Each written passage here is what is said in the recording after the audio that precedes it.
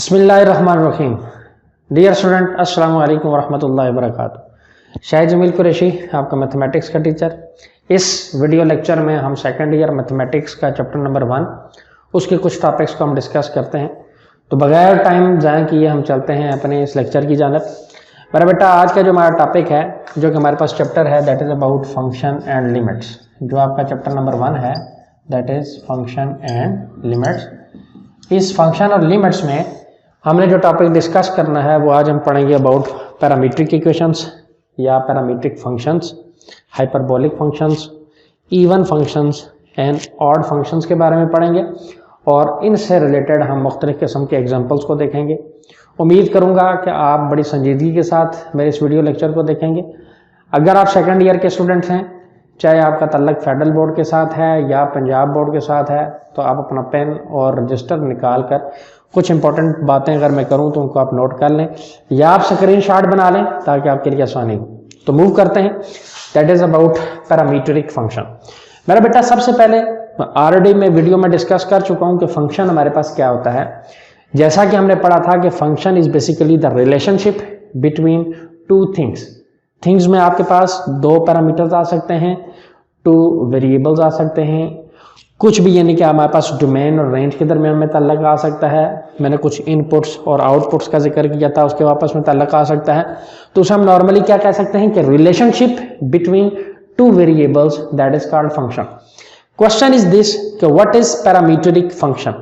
Basically देखें कि जो एक कर्व होती है, पैरामीट्रिक फंक्शन हम क्या कहते हैं कि बाज़ औक़ात एक कर्व को हम डिस्क्राइब करते हैं एक्स और वाई में। बाज़ औक़ात एक कर्व होती है हमारे पास और उसको हम एक्सप्रेस करते हैं दो वेरिएबल्स में, चाहे वो एक्स है या वाई है। अब अगर फॉर एग्जांपल एक्स का फंक्शन हो या वाई का फंक्शन है तो उसके अंदर एक तीसरा वेरिएबल इन्वॉल्व हो जाता है जो लेट से टी का होता है या थीटा का होता है। ऐसा जो फंक्शन हमारे पास आ जाए उस फंक्शन को हम क्या कहेंगे, दैट इज पैरामीट्रिक फंक्शन। अगर हम इसको डिफाइन करें तो क्या कह सकते हैं कि हमारे पास क्या हो सकता है कि सम टाइम, इसकी अगर हम स्टेटमेंट देखें, इसकी स्टेटमेंट आप लिखें। स्टेटमेंट हमारे पास क्या है कि बाद औक़ात क्या होता है कि सम टाइम कोई भी हमारे पास कर्व होती है, a curve is described, a curve is described bye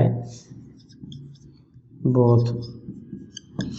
हमारे पास डिस्क्राइब्ड बाय क्या आ जाता है कि expressing both x and y as function. Described by expressing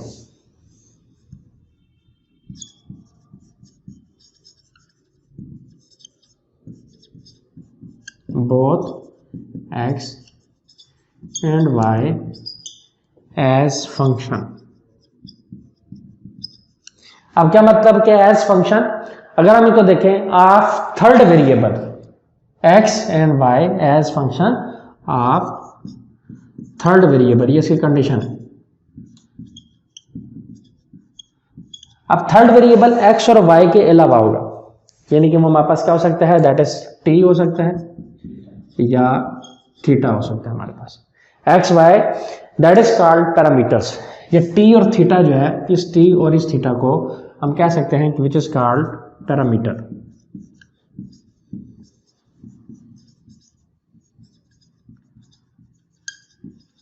ये हमारे पास क्या कहलाएगा, दैट इज पैरामीटर। और the equation of the type, अगर हमारे पास ये पैरामीटर है और फिर हम कोई ऐसी इक्वेशन को अगर आइडेंटिफाई करें, हमारे पास पर कोई ऐसी इक्वेशन आ जाए जिसमें हम यानी कि the equation and the equation of the type, जो इक्वेशन इस शक्ल में लिखी हुई हो, किस शक्ल में लिखी हुई हो, for example that is x is equal to F of t. अब दैट इज एक्स आ गया, या मैं दूसरा लिख लेता हूं y is equal to g of t. अब वही बात, हमारे पास ये दो कर्व्स हैं, हमारे पास ये दो हमारे पास फंक्शंस हैं, ये दो हमारे पास क्वांटिटीज हैं, ये दो हमारे पास आइडेंटिटीज हैं जिनको हम ग्राफिकली एक्सप्लेन कर सकते हैं in the form of curve.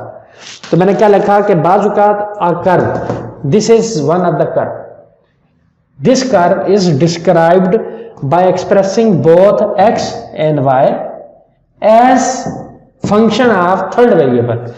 X is a function of t, y is a function of t, that is x is equal to f of t.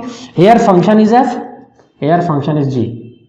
So here you can easily express x and y in third variable. Basically g is the function in which y is related with t, f is function, x is related to t. So here f is a function from x to t and g is a function from y to t. Such type of functions is basically called parametric functions. And here t and theta, अगर for example यहाँ पर मेरा बेटा theta आ जाए, x is equal to F of theta, या इसको दूसरे अल्फाज में यूँ अगर लिखूँ x is equal to F of theta या y is equal to g of theta अगर मैं मेंशन करूँ, तो इन दोनों केसेस के अंदर यहाँ पर t पैरामीटर है और यहाँ पर थीटा पैरामीटर है.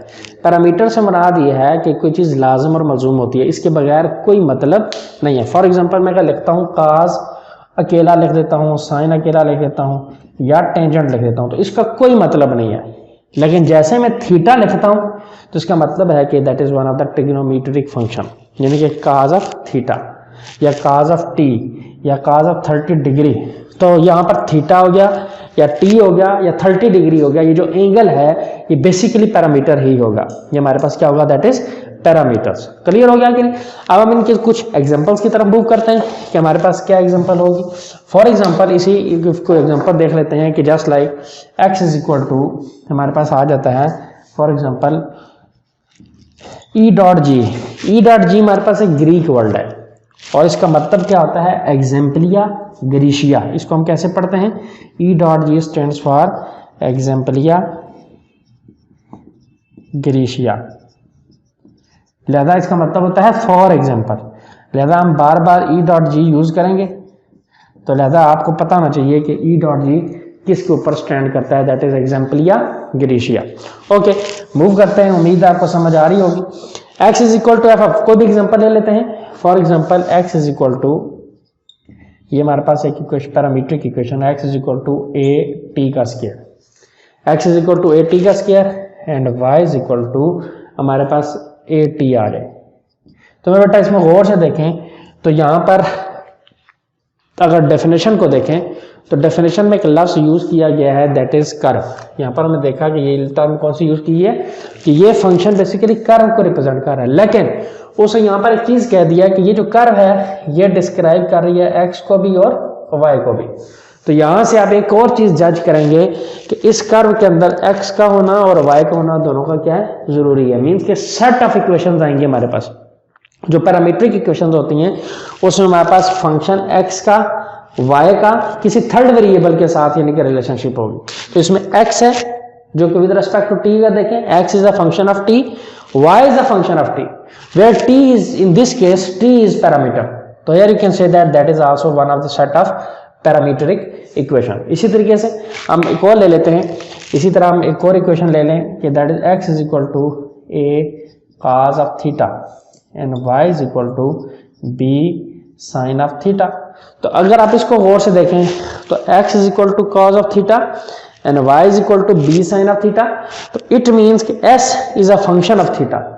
तो यहाँ पर पैरामीटर हमारे पास कौन सा है, थीटा है. तो यहाँ पर x y वही चीज आ गई, x भी है y भी है और तीसरा पैरामीटर t की बजाय यहाँ पर कौन सा है, थीटा है.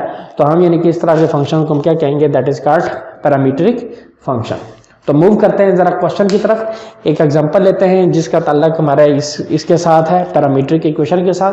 फिर हम आगे नेक्स्ट मूव करेंगे. तो मेरा बेटा एग्जांपल नंबर 1 आपकी बुक में दी हुई है, पेज नंबर 9 के ऊपर एक एग्जांपल है. वो कह रहा है कि show that the parametric equation that is show that हमारे पास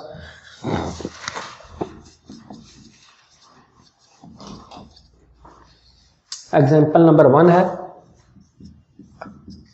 पेज नंबर 7 के ऊपर, Punjab text book.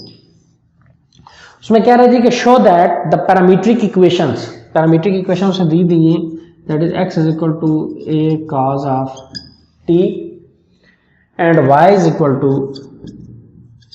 B sine of T. ये मेरा बेटा उसने सेट ऑफ इक्वेशंस दे दिए। अब वो कह रहा है कि आप represents the equation of the circle.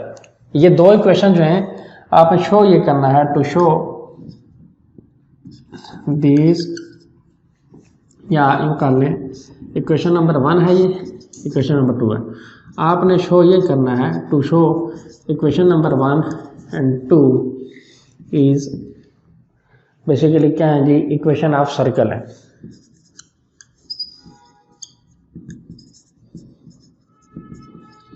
अगर बेटा इक्वेशन ऑफ सर्कल क्या चीज़ होती है, एक बात हमेशा याद रखें कि नोट कर लें, एमसीक्यूज में लगा पूछा जा सकता है कि जो हमारे पास इक्वेशन ऑफ सर्कल है, ये general form of equation of circle हमारे पास होती है x square plus y square is equal to a square is equation of circle. ये हमेशा याद रखना है। अगर हम इन दो इक्वेशन को सॉल्व करें, इन दो इक्वेशंस को हम सॉल्व करें और इनके सॉल्यूशन से अगर हमारे पास रिजल्ट ये आया x square plus y square is equal to a square, तो वो हमारे पास क्या प्रूव हो जाएगा कि these two equations basically the set of these two equations is the equation of circle. यानी कि इनके मिलाप से हमारे पास जो थर्ड इक्वेशन हासिल होती है वो हमारे पास क्या होगी, that is equation of circle. तो बेटा सॉल्व की तरफ चलते हैं, इसको सॉल्व करते हैं। सोल्यूशन, सबसे पहले हमारे पास इक्वेशन नंबर 1 है from equation 1 and 2, from equation number 1। अगर आप गौर से मेरा बेटा देखें तो इक्वेशन ऑफ सर्कल में उसने क्या भी दिया है कि शो कर रही है equation of circle that is x square plus y square equal to a square. अगर आप गौर से देखें तो हमने ये प्रूव करना है, तो ये हमारे पास जो टर्म दी है इक्वेशन नंबर 1 आप लिखें x is equal to a cos of t, हमने लिख दिया। अगर आप गौर से देखें तो यहाँ इस इक्वेशन में एक्स के ऊपर क्या है, स्क्वायर है, लिहाजा आप क्या करेंगे कि x का स्क्वायर जब लेंगे तो स्क्वेयरिंग ऑन बोथ साइड कर लें। तो पहले स्टेप में हम क्या करेंगे, that is squaring on both sides. जब हम दोनों तरफ स्क्वेयरिंग करेंगे तो ये x square is equal to a square का स्क्वायर ऑफ टी है। एक और बात याद रखें यहाँ पर, एक और चीज़ कि अगर काज टी का हम होल स्क्वायर लेते हैं तो it is not equal to cos t का स्क्वायर। ये ख्याल रखिएगा कि जब आप cos थीटा का होल स्क्वायर अगर हम लेंगे तो ये बेसिकली किसके बराबर होगा, ये cos स्क्वायर टी के बराबर होगा, not equal to cos t का स्क्वायर। कहीं एंगल का स्क्वायर नहीं डालना आप, अंडरस्टैंड। तो हमारे पास क्या चीज़ है कि that is not equal to angle का स्क्वायर। एंगल का स्क्वायर नहीं होता, cos स्क्वायर होगा। अगर साइन टी का स्क्वायर है तो that is sine square T, tangent square T and so on. तो यहां पर हमारे पास ये इक्वेशन नंबर 3 बन गई। नाउ फ्रॉम इक्वेशन 2, मैथमेटिक्स में ये जो लफ्ज नाउ का है बता चुका हूं ऑलरेडी कि नाउ का लफ्ज हम जब लिखेंगे तो उसका मतलब ये है कि पिछले स्टेप का अगले स्टेप के साथ कोई ताल्लुक नहीं है। तो लिहाजा ये ख्याल रखना है, नाउ से मुराद ये है कि हम नया काम शुरू करने लगे। नाउ फ्रॉम इक्वेशन 2, तो जब हम इक्वेशन नंबर 2 मेंशन करेंगे तो बिल्कुल सेम केस होगा कि that is y is equal to B sine of t है। अगर मेरे बेटा गौर से देखें तो यहाँ y का स्क्वायर है, again squaring of this equation as well.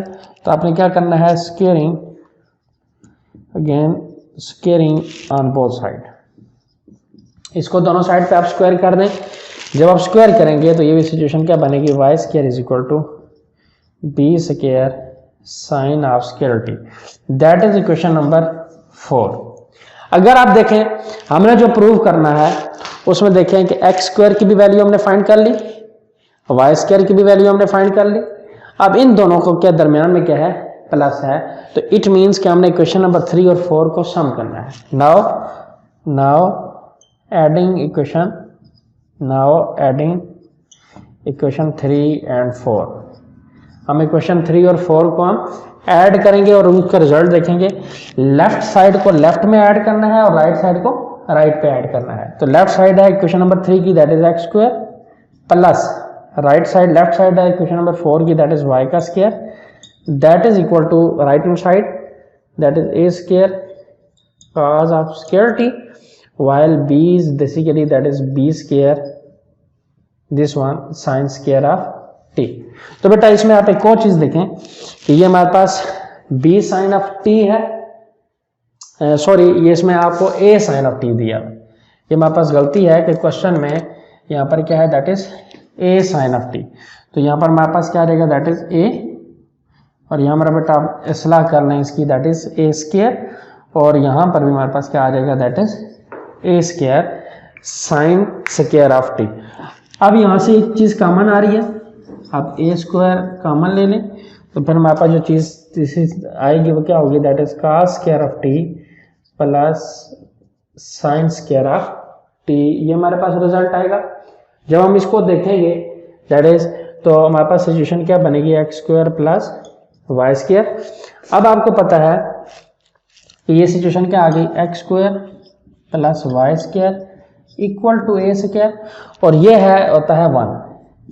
अब ये 1 कब होता है, ये भी आपको पता होना चाहिए कि जब दो आइडेंटिटीज हों, cos square theta plus sine square theta. अगर कॉस स्क्वायर और साइन स्क्वायर में एंगल सेम हो, ये ख्याल रखना है।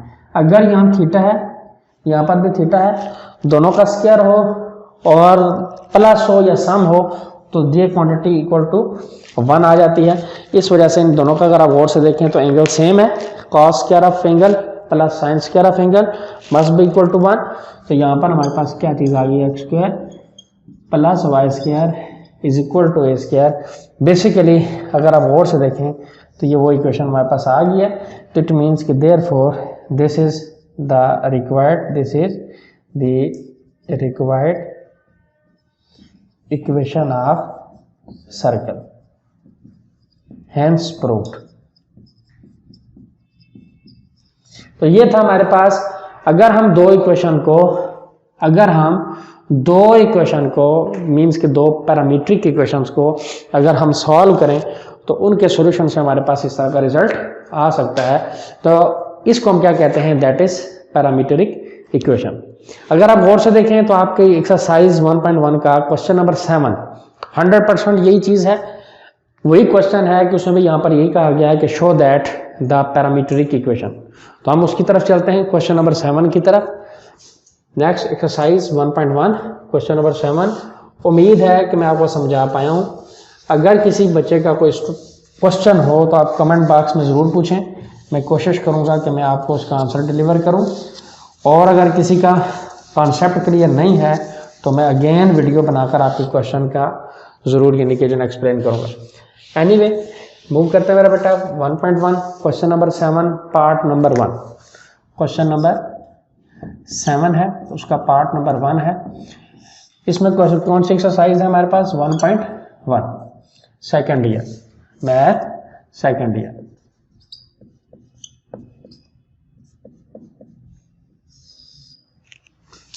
ओके, क्वेश्चन नंबर 7 ये कह रहा है कि show that the parametric equation that is x is equal to 8t square and y is equal to 2at।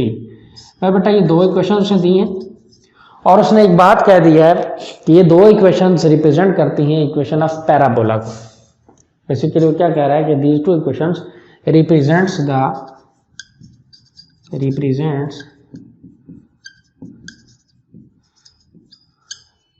The equation of parabola. सबसे पहले मेरा बेटा देखें कि इक्वेशन ऑफ पैराबोला की इक्वेशन उसने दे दी है, that is y square is equal to 4ax। ये आपने जुबानी याद करनी है, that is equation of parabola. Y square is equal to 4ax ही होती है। अब पैराबोला मेरा बेटा क्या है कि अगर हम ग्राफिकल एक्सप्लेनेशन देखें तो ये वाली जो शेप आती है इसे हम नॉर्मली क्या कहते हैं, दैट इज पैराबोला। अगर हमारे पास ये इक्वेशन हमारे पास है, that is y square is equal to 4ax। अगर मैं इसका ग्राफ ड्रा करूं, अगर मैं y square is equal to 4ax का ग्राफ ड्रा करूं तो मेरे पास इस तरह का ग्राफ आएगा और इसको हम नॉर्मली क्या कहेंगे, दैट इज पैराबोला। तो ये हमारे पास क्या आएगी, that is equation of parabola. हम इसको आइडेंटिफाई करेंगे। तो अब हम करेंगे क्या, इन दो इक्वेशंस को हमने सॉल्व करना है। Basically these two equations are parametric equations. Here you can easily observe x is the function of t y is also a function of t. These two are basically curve. अगर आप गौर से देखें तो ये हमारे पास क्या है, कर्व है। अब करेंगे वही चीज फ्रॉम इक्वेशन टू, इसको सॉल्व करेंगे फ्रॉम इक्वेशन टू, इसका सॉल्यूशन हम देखेंगे। इक्वेशन नंबर 2 आप लिखें y is equal to 2a into t. यहां से मेरा बेटा t की वैल्यू निकालें आप, t की वैल्यू निकालेंगे तो याद आएगा y ओवर 2a, और इसको पुट कर दें इक्वेशन नंबर 1 में।